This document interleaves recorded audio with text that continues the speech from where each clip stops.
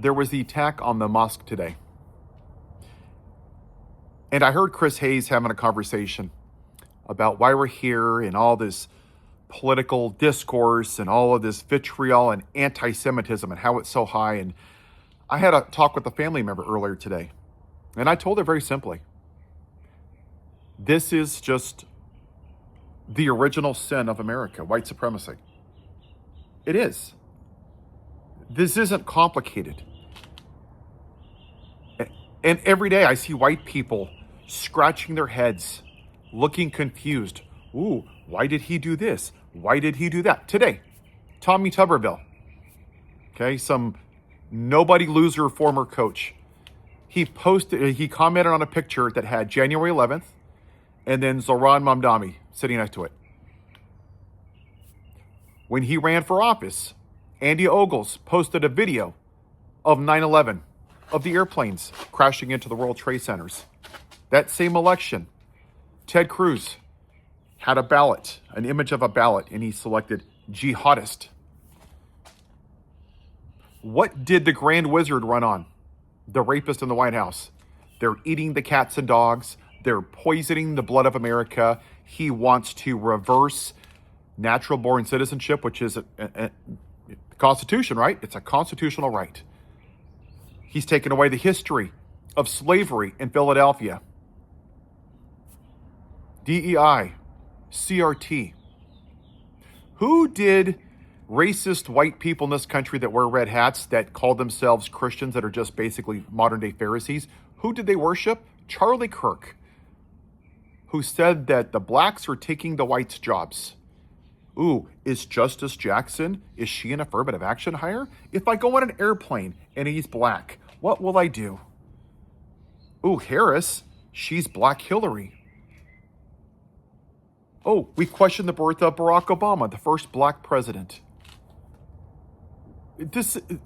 Last week, the young Republicans in Miami-Dade County, it was revealed that they had a group chat. It was called the Nazi chat. They had said the N-word over, I think it was 200 times. Just 3 months ago, another group chat. The young Republicans, because they're Christians, right? Same thing. Nazi words, demonizing women, the N-word. You see videos all over the internet right now. Are you born here? Are you born here? The brown shirts right now, that we call them ICE, they're basically Hitler's brown shirts because that's what they are.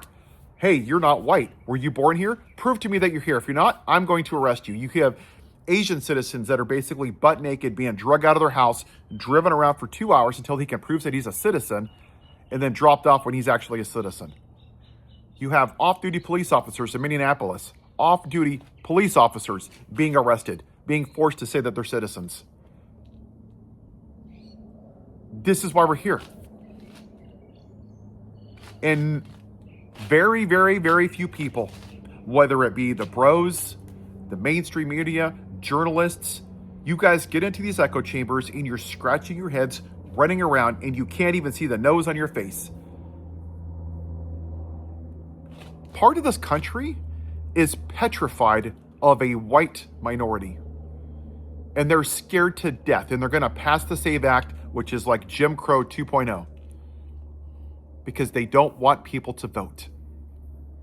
They know that their racist white trash base with 6 teeth is going to wait in line after their Klan rally for 3, 4, 5, 6, 7 hours. Because they want to hold on to white power. Think about the election. 77 million people overlook the white man that rapes women, that is very likely a child molester, defends child molesters, cheats on his wife, caused an insurrection that led to the death of 5 officers, tax fraud, asking for the execution of 5 black men, and didn't rent to black people because, he's totally not racist. Oh, and the cherry on top, very fine people on both sides to white supremacists. And by the way, Nick Fuentes, a white supremacist, had dinner at his house. But yeah, that was okay. But you just couldn't vote for the black woman, the most qualified presidential candidate in the history of this country. Because why? because of some BS nonsense. You didn't like her laugh? Oh, she slept her way to the top. What crap baloney answer do you want to give today? It's because she was black. You have the white supremacy and the misogyny that crashed together. 250 years into this experiment, we still haven't had one woman president. I wonder why that is. Because the man wants to stay in charge. And it goes back, right? This is fundamental to the United States. We say that we're the best of the best. And yet black people couldn't even vote until the 1960s, almost 200 years after this country was founded by racist, white supremacist founding fathers that owned black people, that designed the country only to benefit white men. Women couldn't even vote till the early 1900s. But we're not racists. Just because we used to put a noose around black people and hang them from trees and didn't let them drink in the same water fountain or worship in the same church. Just because we ripped out fetuses of black women and used their babies as alligator baits and put salt in their wounds and shackle them. Hey, we're a great country, right? Just ignore all the bad parts, which is the majority of it. Who got a funeral? Right? The racist podcaster got put on Air Force 2. People went to Starbucks and cried because they wouldn't put his name on a cup. A racist. A podcaster. Because he endorsed the white male patriarchy. He gets put in the rotundra. Ooh, they get a name after him. Oh, they're going to put a bridge after him. A holiday after him. But Reverend Jackson dies. No, Mike Johnson, the white supremacist. Sorry, it's against policy. We can't honor a person who fought for civil rights his entire life. That's just a bridge too far. But if you're white and you're a white supremacist and a racist, yeah, there you go. We're going to treat you like Jesus Christ himself. This is not a bug. It is a feature of this country. How long are we going to ignore? That's why we're here. Because part of this country, whether you like it or not, that's too damn bad. They were triggered by a black man in the White House instead of out in the fields picking their damn cotton. Part of this country wants the outside of the White House to look like the inside of the White House. And they went back to what they knew. The plantation owner. They did. They will vote for the most morally bankrupt white man that is literally picking your wallet over the most qualified black man. LBJ said that.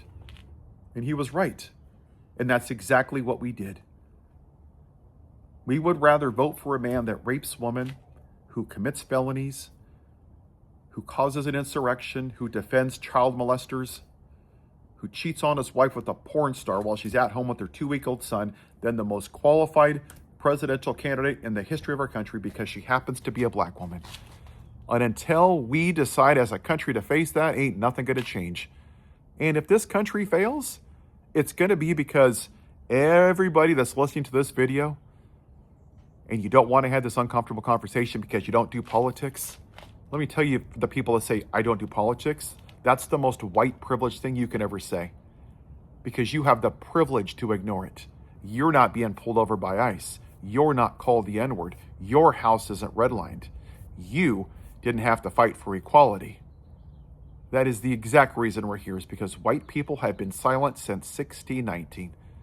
And the only way this is going to change is when people that look like me do what I'm doing. Because with great power comes great responsibility. And if you don't like that, MAGA, and you're back from your Klan rally and your first date with your daughter or your sister at the Klan rally, then you can ship your ass back to England where you came from. Because unlike you, I'm not going to leave this country. I'm going to fight for it. I'm not a coward like you. I stand for what's right. And you stand for what's white. Have a good day.